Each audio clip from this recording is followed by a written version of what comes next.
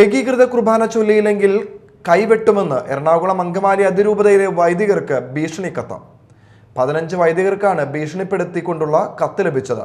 December 25 മുതൽ ഏകീകൃത കുർബാന നടപ്പിലാക്കണമെന്ന് ആവർത്തിച്ച് സീറോ മലബാർ സഭാ നേതൃത്വം രംഗത്തെത്തിയിരുന്നു. ആലുവ അശോകപുരം ഇടവക വികാരി ഫാദർ ആന്റണി ചേലിക്കര അടക്കമുള്ളവർക്കാണ് ഭീഷണിക്കത്ത് ലഭിച്ചിരിക്കുന്നത്.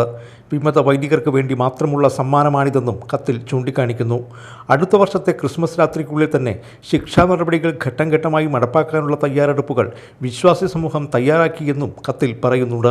സഭയെ അനുസരിക്കാത്ത മെത്രാന്മാരും വൈദികരും വിശ്വാസികൾക്ക് ആവശ്യമില്ല എന്നുകൂടി കൂട്ടിച്ചേർത്താണ് കത്ത് അവസാനിപ്പിച്ചിരിക്കുന്നത്.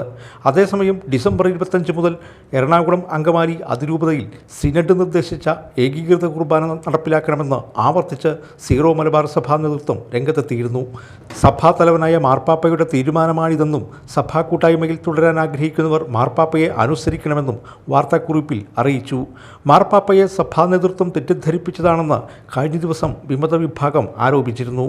Media time, Kochi.